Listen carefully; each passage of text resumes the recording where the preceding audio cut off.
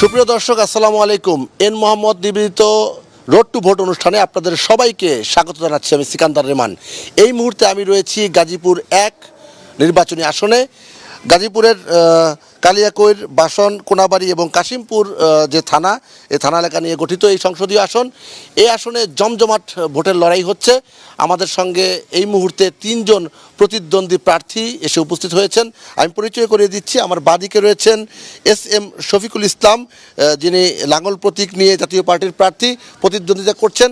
এরপর রয়েছেন মোহাম্মদ ইমারত হোসাইন খান, স্বতন্ত্র প্রার্থী, তিনি মোটর সাইকেলের মার্কা নিয়ে তিনি নির্বাচন করছেন।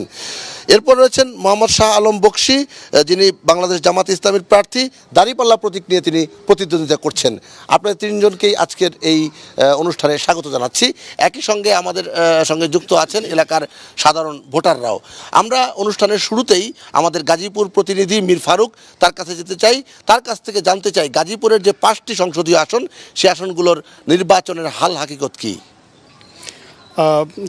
রেমান, আপনি জানেন যে গাজীপুরকে বলা হয় ঢাকার রাজধানীর গেটওয়ে। রাজধানীর একেবারে পাশের জেলা, শিল্প সমৃদ্ধ একটি জেলা। ঢাকায় কোনো কিছু ঘটার সাথে সাথে বা তারও আগে এই গাজীপুরে সেটি ঘটে এবং সেখানে রিয়াকশন পাওয়া যায়। স্বাধীনতা যুদ্ধ সময় দেখা গেছে 26শে মার্চের 1 সপ্তাহ আগে এখানে প্রতিরোধ যুদ্ধ শুরু হয়েছিল। কিন্তু নির্বাচনের মাত্র 2 সপ্তাহ বাকি আছে। এখনও নির্বাচনের যে আমেজ অন্যান্য সময় যেমনটা দেখা যায় সেই আমেজের ছিটে ফোটাও এবার কিন্তু লক্ষ্য করা যাচ্ছে না। এই গাজীপুরে সারা দেশ থেকে আসা 30 থেকে 40 লক্ষ শ্রমিক, যারা বিভিন্ন জেলা থেকে এখানে এসে এখানে শিল্প কারখানায় শ্রম দিয়ে চাকরি করে এখানে বসবাস করে, তারা নানা মত পথের মানুষ, তারা বিভিন্ন ধর্মের মানুষ তারা এখানে রয়েছে। তারা কিন্তু সকলেই রাজনীতি সম্পর্কে সচেতন। তারা জাতীয় নির্বাচনগুলোতে যে উৎসবের আমেজ তাদের মধ্যে বয়ে যায়, তাদের মধ্যে যে একটা উচ্ছ্বাস থাকে, আনন্দ থাকে, গভীর রাত পর্যন্ত চায়ের দোকানে আড্ডা থাকে, এবার কিন্তু তেমনটা দেখা যাচ্ছে না। গাজীপুরের যে 5টি আসন, এই আসনগুলোতে অধিকাংশ প্রার্থী রয়েছেন যারা একেবারেই নতুন। তাদের জনপ্রতিনিধি হওয়ার অভিজ্ঞতাও খুব বেশি নেই। তাদের জাতীয় সংসদে প্রতিদ্বন্দ্বিতা করার অভিজ্ঞতা সম্পন্ন প্রার্থীও কিন্তু একেবারে হাতে গোনা।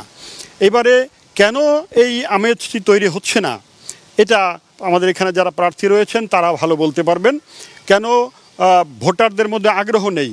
অন্যান্যবার যেমনটা দেখা যেত যে নির্বাচনের আগে মিছিলে, পোস্টারে, ব্যানারে এবং জনসংযোগে এবং গভীর রাত পর্যন্ত মাইকের শব্দে এলাকাতে একটা রব থাকতো।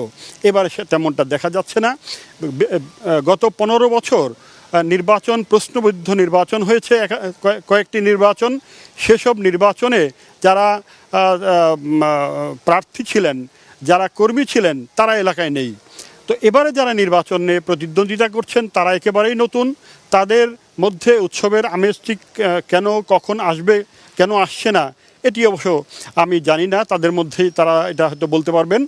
তবে নির্বাচনে যে অন্যান্যবার যেমনটা হতো, সহিংসতার অভিযোগ পাওয়া যেত, তেমনটা কিন্তু এবারে হচ্ছে না। প্রার্থীরা একজন আরেকজনের বিরুদ্ধে অভিযোগ দিচ্ছেন, সেগুলো হচ্ছে আচরণবিধি লঙ্ঘনের অভিযোগ। একাধিকজন ইতোমধ্যে জরিমানাও দিয়েছেন। অনেক প্রার্থী সতর্কতামূলক নোটিশ পেয়েছেন, তারা সশরীরে জবাবও দিয়েছেন। কিন্তু পরস্পরের বিরুদ্ধে যে আক্রমণ করা, অন্যের মাইক ভেঙে ফেলা, এরকম যে সহিংসতার যে ঘটনা, সেটি কিন্তু এখনও দেখা যায়নি। গাজীপুরে অত্যন্ত শান্তিপূর্ণভাবেই বলা যায় যে নির্বাচনী প্রচারণা চলছে। প্রার্থী আপনাকে ধন্যবাদ। আমরা বুঝতে পেরেছি সামগ্রিক পরিস্থিতি। আমরা SM শফিকুল ইসলাম, আপনাকে দিয়ে শুরু করতে চাই। আমাদের গাজীপুর প্রতিনিধি যেটি বলছিলেন, সহিংসতার তেমন কোনো খবর নেই, কিন্তু নির্বাচনের আমেজ তেমনটা নেই বলা হচ্ছে। আপনার বিবেচনায় কেমন? 2 বছর পর্যন্ত কোনো রাজনৈতিক কর্মকাণ্ড বিশেষ কয়েকটা দল ছাড়া আর কেউ নাই। নির্বাচন হতে গেলে তুমুল প্রতিদ্বন্দ্বিতা, যেটাকে আপনারা মিন করেছেন, সেটা অত্যন্ত অর্থবহ।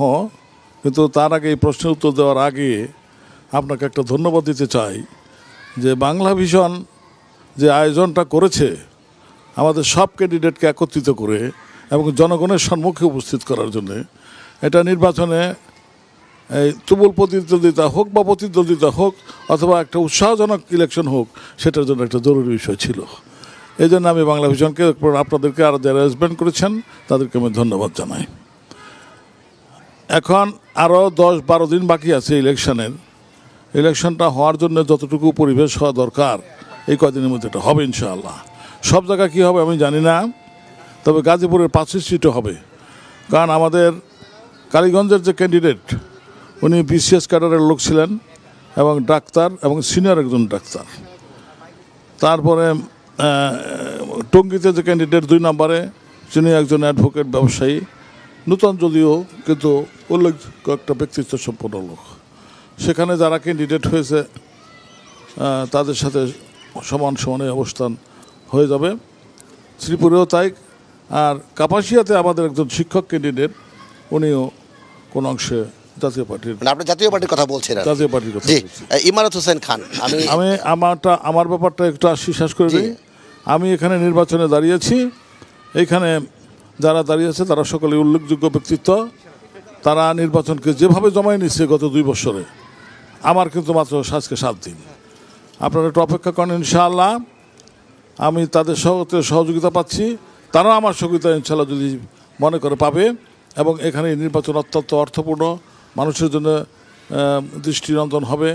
সারা বাংলাদেশে এটার একটা হয়ে থাকবে। জি, ধন্যবাদ। উল্লেখযোগ্য বিষয়। আমরা ইমারত হোসেন খান আপনার কাছে জানতে চাই, নির্বাচনের পরিবেশ কেমন দেখছেন? নির্বাচনের পরিবেশ আমার মতে বেশ শান্তিপূর্ণ এবং নির্বাচন সুষ্ঠু হবে বলেই আমি প্রত্যাশা করি। জি, এখন পর্যন্ত আপনি সন্তুষ্ট? আমি সন্তুষ্ট। জি। আমাদের মধ্যে কোনো হানাহানি নাই, কোনো আপনার বাজে মন্তব্য নাই। এইখানে যারা আছেন প্রার্থী, আমরা 4 জন যে এখানে বসে আছি, 4 জনের মধ্যেই এখন পর্যন্ত কোনো কটু বাক্য বিনিময় হয় নাই। এবং বহু জায়গায় আমাদের দেখা সাক্ষাৎ হয়েছে, বিশেষ করে আমাদের 3 জনের, আমরা একে অপরকে জড়িয়ে ধরে আলিঙ্গন করেছি। তার মানে হলো যে আমাদের মধ্যে পূর্ণ হৃদ্যতাপূর্ণ সম্পর্ক এবং শ্রদ্ধার একটা পরিবেশ মানে আছে আমাদের মধ্যে। আর বাবুল ভাই, উনি আমাদের সবার সিনিয়র, উনিও ভদ্রলোক, ভালো লোক। আমার সাথে দেখা হয়েছে, ভালো ব্যবহার, ভালো সুন্দর, মানে মানুষের আকার ইঙ্গিতেও তো বোঝা যায় যে একটা মানুষ কি বলতে চায়, বা বিরক্তি বা বন্ধুত্বপূর্ণ যে আচরণ সেটা প্রকাশ পায়। শাহ আলম বকশী, আপনারা নির্বাচনের মাঠে রয়েছেন, তা আপনার মানে আপনার দলের যে অবস্থান, আপনার 10 দলীয় জোট থেকে আপনারা নির্বাচন করছেন, 11 দলীয় জোট থেকে, তো এই এলাকায় আপনার প্রচারণার ক্ষেত্রে কেমন সাড়া পাচ্ছেন? আলহামদুলিল্লাহ, আমরা তো ইতিমধ্যে যে সময়টি আমরা হাতে পেয়েছি মনোনয়ন পাওয়ার পর থেকে, আমরা তো চমৎকার একটা পরিবেশে আমাদের নির্বাচনী প্রচারণা চালাচ্ছি। ইতিমধ্যে আমরা 5-6 মাস হাতে সময় পেয়েছি। আমরা গোটা নির্বাচনী এলাকাতে গিয়েছি এবং আমরা লক্ষ্য করেছি যে জনগণ ইতিমধ্যে জামাতকে বা 11 দলীয় জোটকে বা দাঁড়িপাল্লাকে গ্রহণ করা শুরু করেছে। এবং যেখানেই যাচ্ছি সব জায়গাতেই ভালো রেসপন্স পাচ্ছি, ভালো সাড়া পাচ্ছি। আশা করছি যে নির্বাচন পর্যন্ত এটা আরও বাড়তে থাকবে। আর পরিবেশের বিষয়ে একটু কথা বলতে চাই। চমৎকার একটা পরিবেশের মধ্যে আমরা আছি। আমাদের মধ্যে আমি এখনও পর্যন্ত লক্ষ্য করি নাই যে কোনো প্রার্থী কাউকে দোষারোপ করে বা গালি দিয়ে বক্তব্য দিয়েছেন, আমরাও দিই নাই। তারপরে আমার বাম পাশে বা ডান পাশে যারা আছেন তারাও এখনও পর্যন্ত দেন নাই। আমার বাম পাশে যে বিএনপির ক্যান্ডিডেট আছেন মুজিবুর রহমান, আমরা একই স্কুলের ছাত্র, আমার থেকে কয়েক বছরের জুনিয়র। যখনই যেখানে দেখা হয়েছে অত্যন্ত চমৎকার এবং হৃদ্যতাপূর্ণ পরিবেশে আমরা মেলামেশা করেছি, এখনও করছি। পরিবেশ ইনশাআল্লাহ ভালো আছে এবং ভোটারদের মধ্যেও ব্যাপক সাড়া রয়েছে। জি, আপনাকে ধন্যবাদ জানাচ্ছি। মোহাম্মদ মুজিবুর রহমান, আমাদের অনুষ্ঠানে আপনাকে স্বাগত জানাচ্ছি। ধানের শীষের প্রার্থী, আপনি বাংলাদেশ জাতীয়তাবাদী দলের প্রার্থী হিসেবে গাজীপুর 1 আসনে প্রতিদ্বন্দ্বিতা করছেন। আপনার এই যে আসনে আপনি প্রতিদ্বন্দ্বিতা করছেন, আপনার বিবেচনায় এখন পর্যন্ত নির্বাচনের পরিবেশ কেমন দেখছেন? বিসমিল্লাহির রহমানুর রহিম। আমরা এই বাংলা ভিশনের মাধ্যমে সকলকেই সশ্রদ্ধ সালাম জানাচ্ছি, আসসালামু আলাইকুম। আমাদের গাজীপুর 1 আসনে এটা অনেক একটা আসনটা অনেক বড় আসন। এটা 7,21,000 ভোট, ইন্ডাস্ট্রিয়াল বেল্ট। আমরা যারা এখানে প্রার্থী হয়েছি তাদের মধ্যে যেহেতু একটা চমৎকার সম্পর্ক রয়েছে, সেই হিসেবে নির্বাচনী মাঠেও একটা ভালো সম্পর্ক রয়েছে। এখানে এখনো পর্যন্ত আমাদের নির্বাচনে কোনো রকম দ্বন্দ্ব সংঘাত এরকম কোনো কিছু হয়নি। সম্ভাবনা নেই। এই জন্য জামাতের যিনি প্রার্থী শাহ আলম বকশী ভাই আমার স্কুলের সিনিয়র, এবং ওনাকে আমি বড় ভাই বলে ডাকি। আরিফ স্যার স্বতন্ত্র প্রার্থী, আমার টিচার। তো ছাত্র শিক্ষক সম্পর্ক। আর একজন বাবুল ভাই আমার দুলাভাই, সেই হিসেবে এলাকার জামাই। তো আমার দোয়া দিছে ভোটে দাঁড়ানোর আগে, পরে দুলাভাই প্রার্থী হয়েছে। আবার রুহুল আমিন ভাই আমার বন্ধু মানুষ, উনি আমার প্রার্থী হবে এটা সম্ভাবনা একটু কম ছিল, দোয়া দিছিলাম। চমৎকার একটা সম্পর্ক রয়েছে আমাদের। আমরা আশা করি যে আমরা যে আশা প্রত্যাশা নিয়ে আমরা 16-17 বছর লড়াই সংগ্রাম করেছি, আমরা সকলেই কিন্তু সেখানে আমরা একে অপরের সাথী। আমরা আশা করি যে আমাদের উদ্দেশ্য এবং লক্ষ্য এক, তা হলো একটা সুন্দর নির্বাচন জাতিকে উপহার দেওয়া। আমরা প্রার্থী হিসাবে আমাদের যা ভূমিকা আমরা তা রাখছি, এবং আমাদের অনুসারী যারা দলের নেতা কর্মী সমর্থক তারাও সজাগ যে কোনো অজুহাতে যাতে নির্বাচনী পরিবেশ নষ্ট হয়ে আমাদের 17 বছরের সেই ত্যাগ তিতিক্ষা ত্যাগের বিনিময়ে অর্জিত সেই ভোটের পরিবেশ বিনষ্ট না হয় বা নির্বাচন বানচাল না হয়। জি, আপনাকে ধন্যবাদ জানাচ্ছি। রুহুল আমিন হাত পাখা প্রতীক নিয়ে যিনি ইসলামী আন্দোলনের প্রার্থী হিসেবে প্রতিদ্বন্দ্বিতা করছেন, মোহাম্মদ রুহুল আমিন, আপনার কাছে জানতে চাই, আপনার এই যে আসনে আপনি নির্বাচনে প্রতিদ্বন্দ্বিতা করছেন, সবাই ইতিবাচক কথা বললেন, ভোটের সুষ্ঠু হওয়ার জন্য তারা আশাবাদ ব্যক্ত করলেন, পরিবেশ ভালো আছে, আপনাদের সঙ্গে আত্মীয়তার সম্পর্ক, বন্ধুত্বের সম্পর্কে, শিক্ষকের সম্পর্ক রয়েছে। আপনার বক্তব্যটা জানতে চাই। ধন্যবাদ বাংলা ভিশনকে আজকের এই চমৎকার প্রোগ্রাম আয়োজনের জন্য। আলহামদুলিল্লাহ, এখন পর্যন্ত তো আমাদের নির্বাচনীর গণসংযোগ আমাদের চলছে। তো এখন পর্যন্ত আসলে খুব বড় ধরনের কোনো কিছু ঘটেনি। তো এরপরও আসলে আমাদের এই আসনটা যেহেতু বাংলাদেশের মধ্যে আমাদের আসনের যে ভোটার, সেই দৃষ্টিকোণ থেকে এটির অবস্থান হলো 3য়তম আর কি।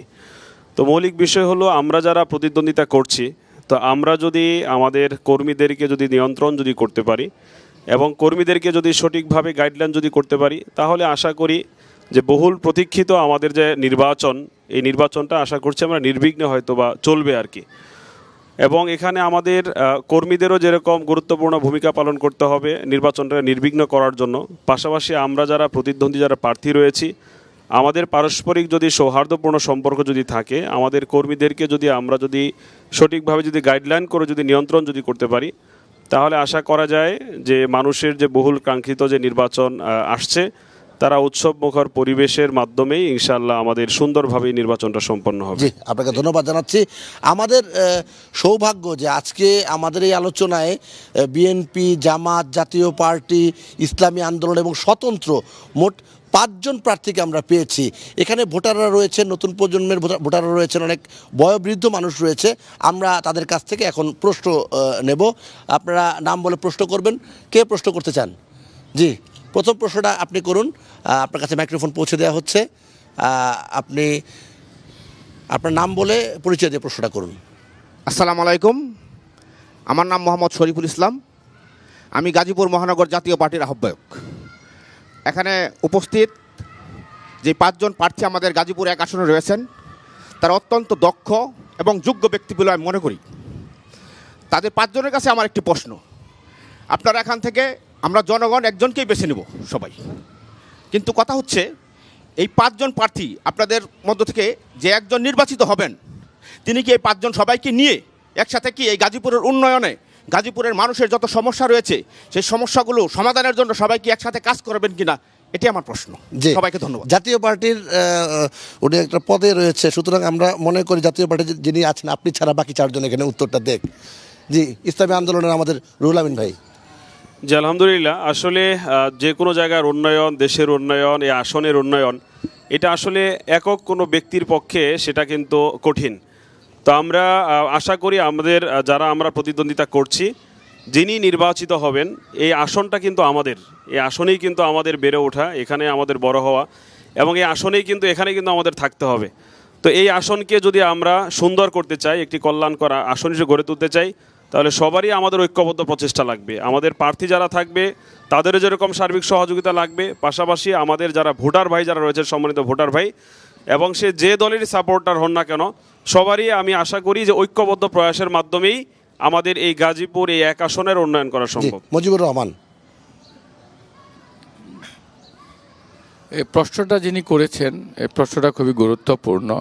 আমার অবস্থান থেকে আমি বলছি যে আমরা যারা নির্বাচন করি, যারা বিজয়ী হই আর যারা বিজয়ী হই না, প্রত্যেকটা মানুষেরই কিন্তু তার প্রতি কিছু জনগণের সমর্থন থাকে, হেরে গেলেও কিন্তু তার প্রতি কিছু সমর্থন থাকে। তো সুতরাং আমার একটা স্বভাব, আমি মেয়র এখানে 20 বছরের বেশি সময় আমি নির্বাচিত হয়েছি। যারা আমার প্রতিপক্ষ ছিল তারা যখন যে তদবির করতো আমাকে ফোন দিয়ে, ওইটা অফিসকে বলা থাকতো যে এটা অগ্রাধিকার দিতে, কারণ উনিও তো আমার সাথে ইলেকশন করে অনেক জনগণের ভোট পেয়েছে। তিনি নিজের বা তার পক্ষের কোনো নাগরিক সে যদি মনে করে যে মেয়র সাহেব এই কাজটা করে দেন, অফিসকে বলা ছিল এটা সবার আগে, এবং আমাকে বললে আমি খুব খুশি হতাম, আমি স্বাচ্ছন্দ্য বোধ করতাম। এবং আমরা যদি নির্বাচিত হই তাহলে আরও যারা প্রার্থী ছিলেন তারাও তো ভোট পাবেন, কারণ তারা যদি এলাকার কোনো উন্নয়নের কথা বলেন, আমাকে ডাকেন, সেটা আমার কাছে সব সময় অতি গুরুত্বপূর্ণ এবং মানে অগ্রগণ্য থাকবে। এটাই আমার নীতি। মোহাম্মদ শাহ আলম বকশী।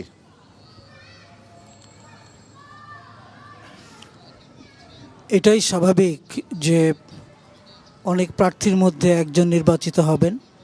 তিনি হয়তো কিছু ভোটারের ভোটে নির্বাচিত হন, যখন নির্বাচিত হয়ে যান তখন আর তিনি ওই কিছু সংখ্যক ভোটারের নির্বাচিত আর থাকেন না, তিনি সারা এলাকার জনগণের প্রতিনিধি হয়ে যান। এবং সেই মনোভাবে আমি পোষণ করি। ইনশাআল্লাহ যদি আমি নির্বাচিত হই তাহলে যারা প্রার্থী ছিলেন, শুধু তাই নয়, প্রার্থী ছাড়াও যারা যে কোনো বিষয়ে পরামর্শ দিতে আসবেন, ইনশাআল্লাহ তাদের সমস্ত পরামর্শকে যথাযথ গুরুত্ব দিয়ে সমস্যা সমাধান করার চেষ্টা করব ইনশাআল্লাহ। ইমারত হোসেন খান। এটা তো হওয়াই উচিত। যারা নির্বাচন করেছেন তাদেরও তো একটা বিরাট সমর্থক গোষ্ঠী থাকবে, অতএব তারা তাদেরও প্রতিনিধিত্ব করবেন, অতএব তাদের সাথে মিলেমিশেই কাজ করতে হবে। আর দ্বিতীয়ত হলো আমারও তো নিজস্ব কিছু চিন্তাভাবনা আছে, সেগুলো এককভাবে আমি দ্যাট ইজ বাস্তবায়নের চেষ্টা করব, সেগুলো সমাজের জন্য, জাতির জন্য মঙ্গলজনক। তাছাড়া আমরা এই কয়জন ছাড়াও আমাদের এই আসনে অনেক বিজ্ঞ রাজনীতিবিদ আছেন, অনেক বিজ্ঞ ব্যক্তি আছেন, অনেক রাজনীতিজ্ঞ আছেন, তাদের পরামর্শ পেলেও আমি তখন ভালো লাগবে আমার, সেটা আমার জন্য সহায়ক হবে। ধন্যবাদ। জি, আমরা বেশ কয়েকটি প্রশ্ন একসাথে নিতে চাই, মাইক্রোফোন পৌঁছে দেবেন। জি, ওনাকে দেন, নাম বলে প্রশ্ন করুন। আসসালামু আলাইকুম, ধন্যবাদ বাংলা ভিশনকে রোড টু ভোটের একটি প্রোগ্রাম আয়োজন করার জন্য। আমি 5 জন প্রার্থীকে 3টি প্রশ্ন করতে চাই। প্রশ্ন হচ্ছে, দলীয় প্রভাব না খাটিয়ে আপনারা উন্নয়নের বন্টন সঠিকভাবে করতে পারবেন কিনা। 2 নম্বর প্রশ্ন হচ্ছে, আপনারা নির্বাচনের সময় যে প্রতিশ্রুতিগুলো জনগণকে দেন, কিভাবে আপনাদের 5 বছর শেষ হওয়ার পরে বা জনগণ আপনাদের কীভাবে সেই প্রতিশ্রুতিগুলো জবাবদিহি করতে পারবে। আর 3 নম্বর প্রশ্ন হচ্ছে, সোশ্যাল মিডিয়ার মাধ্যমে আমরা দেখতে পাই যে আপনারা তরুণদেরকে নিয়ে অনেক কিছু করতে চান, কিন্তু বাস্তবে আপনারা কীভাবে তরুণদের পাশে থাকবেন সে বিষয়টা একটু জানতে চাচ্ছিলাম। জি, ধন্যবাদ। 3টি গুরুত্বপূর্ণ প্রশ্ন। আমার মনে হয় এবার আমাদের এস.এম. শফিকুল ইসলাম, আপনি এর আগে বলেননি, আপনাকে শুরু করতে চাই। তরুণদের আপনারা কীভাবে ইয়ে করবেন? জি জি, প্রশ্নগুলি আমি খুব আকুল আগ্রহ নিয়ে শুনছিলাম এবং যথাযথ প্রশ্ন, কিন্তু এর আগে এই প্রশ্ন উত্তর দেওয়ার আগে একটু ছোট ইন্ট্রোডাকশন আমার আছে। এই কালিয়াকুড়ে কিন্তু একটা ঐতিহ্য আছে, এখানে ডক্টর মেঘনাদ সাহা জন্মগ্রহণ করেছে, চৌধুরী তানভীর আহমেদ সিদ্দিকী সাহেবের পূর্বপুরুষরা এখানে জন্মগ্রহণ করেছে। বি.এ. সিদ্দিকী সাহেব 1971 সালের মুক্তিযুদ্ধের সময় টিক্কা খানকে উনি কিন্তু পড়ান নাই, শপথ পড়ায় নাই। বি.এ. সিদ্দিকী সাহেব, আহরাম সিদ্দিকী সাহেব, কাজিমউদ্দিন সিদ্দিকী সাহেব, লাবিউদ্দিন সিদ্দিকী সাহেব, গেল এক পরিবার। আর এরপরে যারা দেশ শাসনে অবদান রেখেছে এই পর্যন্ত, এই কালিয়াকৈর থেকে যারা নির্বাচিত হয়েছে সবাই শেষ পর্যন্ত মন্ত্রী হয়েছে। এটা একটা কিন্তু বিশাল ব্যাপার কালিয়াকৈরের ঐতিহ্য এটা। এবং সকলেই কিছু না কিছু কাজ করেছে, কাজ করে নাই তা নয়। সেই জন্যে একটা জিনিস লক্ষণীয় এটা যে আমাদের শামসুল হক সাহেব অত্যন্ত তরুণ বয়সে উনি জমিদার পরিবারের একজনকে নির্বাচিত ফেল করেছিল। তাহলে তখন কিন্তু তরুণরা ইউনাইটেড হয়েছিল এক প্রশ্নে। তখনকার পলিটিক্যাল ফিলসফি এবং এখনকার রাজনৈতিক ধারা কিন্তু ভিন্ন, সম্পূর্ণ ভিন্ন, কিন্তু তবু একটা ধারা আছে, সে ধারাটা অব্যাহত রয়েছে। সুতরাং যুবকদেরকে কীভাবে নিতে হবে এটা ইনশাল্লাহ আমার একটা নিচের মধ্যে ধারণা আছে। কারণ হলো আমি শামসুল হক সাহেবের পাঞ্জাবের কোনা ধইরা এই কালিয়াকৈরের, গাজীপুরের, কাপাসিয়া, কালীগঞ্জের গ্রামে গ্রামে আমি ঘুরছি। সে একটা যেমন 88-র বন্যার সময় এখান দিয়ে আসার সময় লঞ্চে সে দেখা দেয় এটা অমুকের বাড়ি, লঞ্চে যাকে ভরে গেছে, অমুকের ছেলে, অমুকের দাদা, এই যে জিনিসগুলো কিন্তু ওনাদের মধ্যে ছিল। এবং যুবকদেরকে কীভাবে আকর্ষণ করতে হবে এটা ট্রেনিং ব্যক্তিগতভাবে আমার আছে। আমি যদিও আমাদের দলের এখন লোকগুলা অনেক বয়স্ক বৃদ্ধ, কিন্তু যুবকরা যাতে আসবে সেটা আমার আছে। আর আগে প্রশ্ন আমাকে দেওয়া হয় নাই, কিন্তু তবু আমি একটু বলতে চাই, ওনারা যে পাশ করবে, যে প্রশ্নের উত্তর দিছে, নিশ্চয়ই তাদের সাথে আমার একটা হারমোনিক রিলেশন থাকবে। এবং যদি ডাকে বলে সেখানেও আমি তাদের সাথে শরীক থাকবো ইনশাল্লাহ। এমন মানসিকতা আমার ভাই আরিফ সাহেব বলেছেন, ওই মুজিবুর রহমান সাহেব কত সুন্দরভাবে বলেছেন যে আমাকে তিনি বলেছিলেন দোয়া করার জন্য। তো যাই হোক, এই যে আপনারা নিশ্চয়ই অনুগত, আপনারা হয়েছেন, শুনছেন যে অনুষ্ঠান খুবই সংক্ষিপ্ত সময় রয়েছে। এস এম শফিকুল ইসলাম, আপনার মানে যে প্রশ্নগুলো রয়েছে আপনি সংক্ষেপে যদি জবাব দিতেন। দলীয় প্রভাবের কথা বলা হয়েছে। আসলে আমাদের দলের তো কোনো প্রভাব এখন আমরা দেখাইতে পারি নাই, কারণ সংসদে আমাদের গত কয়েক বছর যাবৎ, 15 বছর যাবৎ খুব একটা ভূমিকা আমাদের ছিল না। জি, সরকার সময় যখন ছিল তখন প্রভাব ছিল, কিন্তু দলীয় প্রভাব ব্যক্তিগত পর্যায়ে কোনো এমপি অথবা কোনো কর্মকর্তা দেখার কোনো সুযোগ জাতীয় পার্টিতে হুসেন মোহাম্মদের সাথে নেতৃত্বের সময় ছিল না। জি।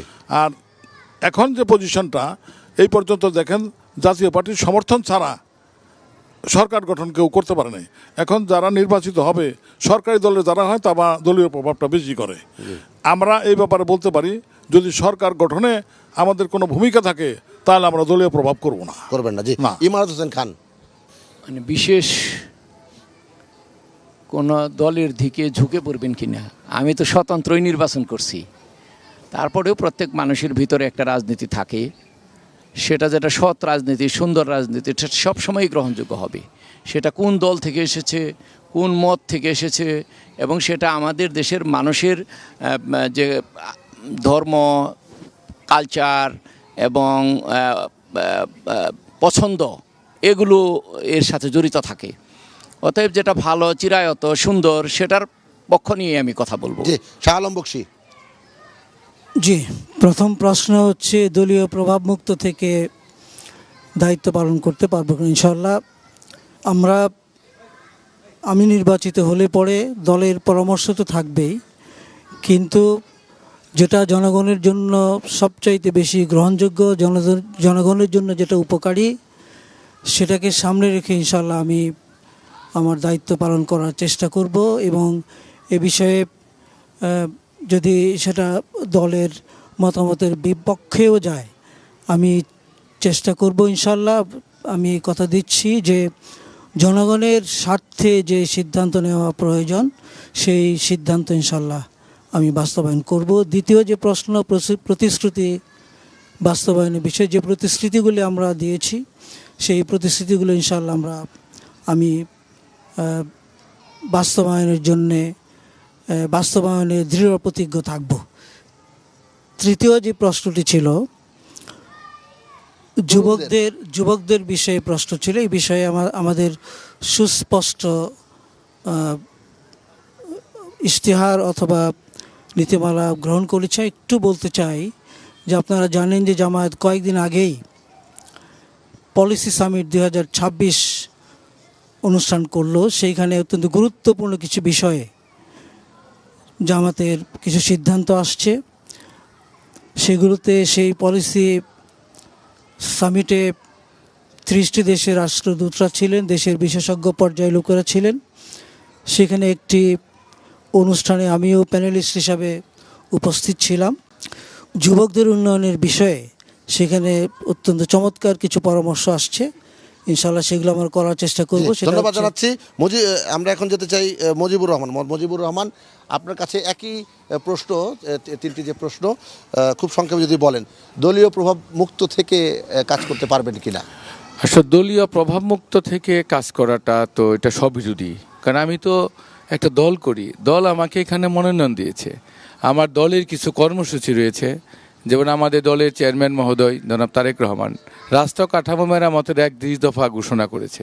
তা আমি যদি আমাকে জনগণ নির্বাচিত করে আমি যদি সংসদ সদস্য হতে পারি ইনশাল্লাহ, তাহলে তো 31 দফা বাস্তবায়নই হবে আমার মানে প্রধান কাজ। কারণ এখানে দলীয় নির্বাচন করে দলীয় প্রভাবমুক্ত থাকা, এটা কোন ধরনের মানে আমার আচরণ হবে, সেটা আসলে যৌক্তিক না। যেই প্রতিশ্রুতিগুলি দেওয়া হয়েছে, আর দ্বিতীয়ত হলো যে প্রতিশ্রুতি আমার আবার প্রার্থী হিসেবে আমি দিয়েছি 26 দফা, সেই 26 দফা অবশ্যই আমি পূরণ করব। যে 26 দফার মধ্যে আমার কালিয়াকুড়ের এবং গাজীপুরের কোনাবাড়ি কাশিমপুর বাসনের গাজীপুর একের সর্বস্তরে জনগণের সমস্যা এবং আমার দৃষ্টিতে সেগুলো সমাধানকল্পে আমি আমার করণীয় এবং পরিকল্পনা উপস্থাপন করেছি। আর তৃতীয় কোশ্চেনটা হলো আমাদের তরুণদের জন্য। আমাদের এই ভোটারের প্রায় 4 কোটি নতুন প্রজন্মের ভোটার, যারা অতীতে ভোট দিতে পারে নাই, সুযোগ পায় নাই, তারা এবার ভোট দিতে যাচ্ছে। তাদের মধ্যে একটা উৎসাহ উদ্দীপনা আছে, তারা নেতা নির্বাচন করবে। আর আমরা যদি নির্বাচিত হই তাহলে তাদের যেমন বেকার সমস্যার সমাধান এবং তাদের ভাবনা এবং চিন্তা, তার সাথে সামঞ্জস্য রেখে আমাদের রাষ্ট্র পরিচালনা করা এবং গাজীপুর একে তাদের চিন্তাগুলোকে আমাদের কর্মসূচির মধ্যে অন্তর্ভুক্ত করে তা বাস্তবায়ন করার মধ্য দিয়ে আমরা তাদের প্রত্যাশা পূরণ করব ইনশাল্লাহ। মোহাম্মদ রুহুল আমিন, খুব সংক্ষেপে বলবেন। ধন্যবাদ। যে চমৎকার প্রশ্ন করেছেন দর্শক সারি থেকে, যে আসলে যিনি একটি দল থেকে হয়তো নির্বাচিত হয়েছেন, তো মৌলিক বিষয় হলো তিনি কিন্তু শুধুমাত্র দলের ব্যক্তিদের ভোটেই কিন্তু নির্বাচিত হন না, বা আমরা শুধুমাত্র দলের ভোটে নির্বাচিত হব না। অবশ্যই এখানে কিন্তু জনগণের চাওয়া পাওয়া আকাঙ্ক্ষা এগুলো কিন্তু থাকে। অতএব আমরা চাই যে আমি যদি নির্বাচিত হই, শুধুমাত্র দলীয় প্রভাবকে মানে খাটিয়ে আমরা কাজ করব না, বরং দলীয় প্রভাবকে মুক্ত রেখেই জনগণের চাওয়া পাওয়ার ভিত্তিতে আমরা দাবি দেওয়াগুলো আমরা ইনশাল্লাহ বাস্তবায়ন করব। পাশাপাশি এখানে আমরা নির্বাচনের যে আমরা প্রতিশ্রুতি দিয়েছি, ইনশাল্লাহ আমরা অগ্রাধিকার ভিত্তিতে আমাদের সম্মানিত ভোটারদের সাথে পরামর্শ করে আমরা সেই প্রতিশ্রুতিগুলো বাস্তবায়ন করব। তৃতীয়ত হলো যে আমাদের এখানে আসলে তরুণ ভোটার রয়েছে অনেক। এই তরুণ ভোটারদের জন্য আমাদের গাজীপুরে কর্মসংস্থানের অপার সম্ভাবনা রয়েছে। এখানে আমাদের হাইটেক পার্ক রয়েছে।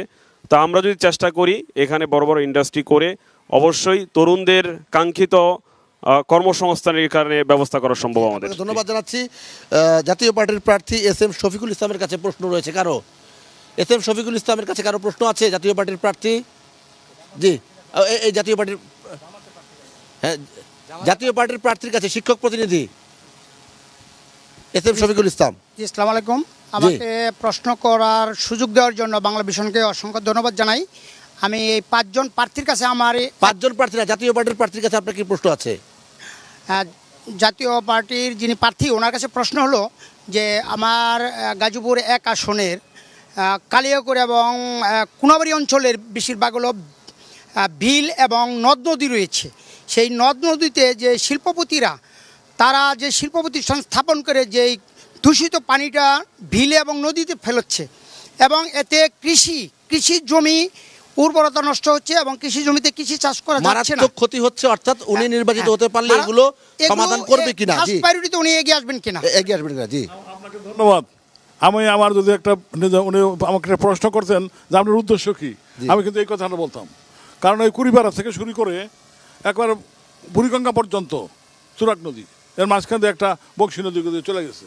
আর এর আগে বংশী নদী যমুনা থেকে বয়ে আসছে 1287 খ্রিস্টাব্দে। এই চুরাক নদীটা আপনারা আমাকে কতটুকু নেবেন আমি জানি না, মারা গেছে 2টা লোক। মতিউর রহমান সাহেব MP ছিলেন আর এরশাদ সাহেব প্রেসিডেন্ট ছিলেন। হেলিকপ্টারে এই জায়গাটা আমার সৌভাগ্য হয়েছিল তাকে হেলিকপ্টার দিয়া এই চুরাক নদীটা সহ বুড়িগঙ্গা দেখানোর। উনি আমাকে জিজ্ঞেস করলেন যে কী ব্যাপার, তুমি এখান দিয়ে কেন দেখাইতে আসছো? আমি বললাম স্যার, ইন্ডাস্ট্রিয়াল বেল্ট এত ডেভেলপ করেছে, এই কুইটার চক্রের উপর দিয়ে আপনার রাস্তা করছেন, গাছুলিয়া দিয়ে রাস্তা করছেন, রাস্তা ছিল না, স্যান্ডেল পায়ে দিয়ে মানুষ যেতে পারতো না, খালি পায়ে যেতে হইতো। এই কারণে এখানে ইপিজেড করে উঠছে, আপনি করে তুলছেন। শ্রমিকরা হাজার হাজার লক্ষ লক্ষ শ্রমিক বাংলাদেশের বিভিন্ন এলাকা থেকে এখানে যা বাস করে, তারা আমেরিকা যেতে চায় না, এখন আপনার গাজীপুর আসতে চায়। তো এইখানকার পানি যদি এরকম নষ্ট থাকে বর্জ্য পইরা, তাহলে গোসল করার জায়গা নাই, ক্ষেত করার বন্ধ হয়ে গেছে, মাছ চাষের ব্যবস্থা নাই, এইটা আপনার ব্যবস্থা করতে হবে। প্রার্থী হিসেবে আপনি এটা সমাধান চান? এটা রেডি আছে। জি, ইমারত ইমারত হোসেন খানের কাছে প্রশ্ন রয়েছে। জি, মাইক্রোফোনটা এখানে দেন। ইমারত হোসেন খানের কাছে প্রশ্ন, স্বতন্ত্র প্রার্থী, তিনি মোটরসাইকেল প্রতীক নিয়ে নির্বাচন করছেন। আমি মোহাম্মদ মঞ্জুর ফারুক মিঠুন বলতেছি মৌচাক থেকে। সম্মানিত সংসদ সদস্যদের এক মঞ্চে দেখে আমরা যুবকরা খুবই আশাবাদী হচ্ছি। আমার স্বতন্ত্র সংসদ সদস্য পদপ্রার্থী জনাব ইমারত হোসেন খান আরিফ স্যারের কাছে প্রশ্ন বজ্র ব্যবস্থাপনা নিয়ে। আমরা দেখতে পাই সিটি কর্পোরেশনের 12 নম্বর ওয়ার্ড এবং পৌরসভার কালিয়াকৈর পৌরসভার এদিক ওদিক হাইওয়ের সাথে একবার ময়লার স্তূপে পরিণত হয়েছে, ময়লার বাগারে পরিণত হয়েছে। ময়লার ব্যবস্থাপনা নিয়ে আপনি যদি নির্বাচিত হতে পারেন তাহলে আপনার কি পরিকল্পনা? নাম্বার 1 প্রশ্ন। প্রশ্ন লাগবে না, বুঝতে পেরেছি। ধন্যবাদ। বর্জ্য ব্যবস্থাপনা। বর্জ্য ব্যবস্থাপনা মানে ইউনিভার্সিটিতে পড়ার সময় আমি পরিবেশ দূষণের উপর পিএইচডি করতে উদ্যোগ নিয়েছিলাম এবং 2 বছরের একটা লিখিত পরীক্ষায়ও আমি উত্তীর্ণ হই। কিন্তু আমার স্কুল কলেজগুলো খুব ভালোভাবে সেখানে থেকে কাজ করতে হয়, যে কারণে পরবর্তী সময় এটা এগিয়ে নেওয়া সম্ভব হয়নি। আর আমি সংসদ সদস্য পদে যে নির্বাচন করছি, নিশ্চয়ই আমার কিছু এই আমাদের যে অবস্থাটা, এগুলো নিয়ে কিছু কষ্টবোধ কাজ করে। তার মধ্যে একটা হলো এই বর্জ্য ব্যবস্থা, মানে আপনি হতে পারলে যেটা ইটিপি ইফ্লুয়েন্ট ট্রিটমেন্ট প্ল্যান্টে সমস্ত বর্জ্য আপনার মানে পরিশোধন করে পাঠানোর কথা। সেখানে সেটা পরিশোধন না করে তারা শুধু আস্ত বর্জ্যটাই তারা বিভিন্ন নদীপথে, খালপথে বা বিভিন্ন বুঝতে পেরেছি সাধারণ নিচু জায়গার মধ্যে ফেলছে। ফলে সারা দেশে আপনার যে অবস্থাটা তৈরি হয়েছে সেটা অবর্ণনীয়, অসহনীয়। সাধারণ মানুষ জানে না এবং এক সময় এই দেশে বিদেশিরা আমার মনে হয় ভয় পাচ্ছি যে এইরকম বর্জ্য ব্যবস্থাপনার অরাজকতা থাকলে এ দেশে মানুষ ব্যবসা বাণিজ্য করতে পারবে। বুঝতে পেরেছি। আমরা শাহ আলম বকশী এবং মুজিবুর রহমান এবং রুহুল আমিন 3 জনের কাছে 3টা প্রশ্ন নিতে চাই সংক্ষেপে। যে মাইক্রোফোনটা এখানে দেন। আপনার প্রশ্নটা কার কাছে?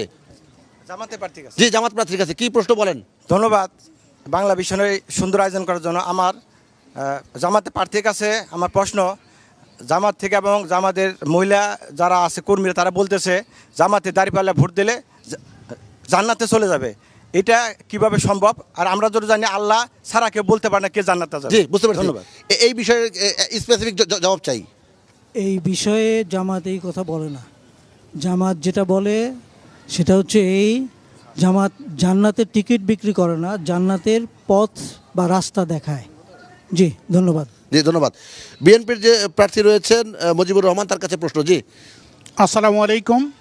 আমি দেওয়ান ইব্রাহিম, সিনিয়র শিক্ষক, চাপার বংশীবদন উচ্চ বিদ্যালয়। যেহেতু আমি বেসরকারি মাধ্যমিক বিদ্যালয়ের একজন শিক্ষক, এই বেসরকারি মাধ্যমিক শিক্ষা শাখাটা অনেক দিন যাবতীয় অবহেলিত একটি শাখা। দীর্ঘদিন আমরা যখন রাজপথে জাতীয়করণের আন্দোলন করি, তখন বিভিন্ন রাজনৈতিক নেতৃবৃন্দ আমাদের কাছে এসে আমাদেরকে আশা দেন যে আমরা ক্ষমতায় গেলে আপনাদেরকে জাতীয়করণ করা হবে। আজকে আমি বিনয়ের সাথে বিএনপির যিনি এই গাজীপুর 1-এর অভিভাবক হিসেবে প্রার্থী হয়েছেন, তিনি নির্বাচিত হলে এই বেসরকারি মাধ্যমিক শিক্ষা নিয়ে আপনি কি ভাবছেন, আমি সবিনয়ে জানতে চাচ্ছি। আপনি সংসদে গিয়ে এই বিষয়ে জোরালো ভূমিকা পালন করবেন কিনা? মুজিবুর রহমান। ধন্যবাদ। আপনি যে কথাটা বললেন, এই কথাটা হলো একটা রাষ্ট্রীয় পলিসির ব্যাপার। জি, যদি আমরা সংসদ সদস্য নির্বাচিত হতে পারি ইনশাল্লাহ, এবং আমাদের দল বিএনপি যদি সরকার গঠন করার সুযোগ পায়, তাহলে আমরা আপনাদের এই দাবিটাকে সংসদ উপস্থাপন করব। আপনার জায়গা থেকে আপনি কথা বলবেন। আপনাদের এই দাবিটা যৌক্তিক হলে অবশ্যই সেটা সরকার বিবেচনা করবে ইনশাল্লাহ। ধন্যবাদ। রুহুল আমিন, যিনি হাত পাকার প্রতীকের প্রার্থী, তার কাছে প্রশ্ন। জি, মাইক্রোফোনটা পৌঁছে দেন। জি জি, ধন্যবাদ। আমি শেখ মাসুদুল আলম টিটু, সদস্য সচিব, জাতীয় পার্টি গাজীপুর মহানগর। আমি হাত পাকার কাছে প্রশ্ন করতে চাচ্ছি যে আপনি নির্বাচিত হলে গাজীপুরে যে শিল্পাঞ্চল বিভিন্ন রকম চাঁদাবাজি, দখলদারি চলছে, সেটা মুক্ত হবে কি না, এটাই জানতে চাচ্ছি। জি, তিনি একজন দলের মানে পদধারী হয়েও কিন্তু এই প্রশ্নটা তিনি করেছেন। ধন্যবাদ গুরুত্বপূর্ণ একটি প্রশ্ন করার জন্য।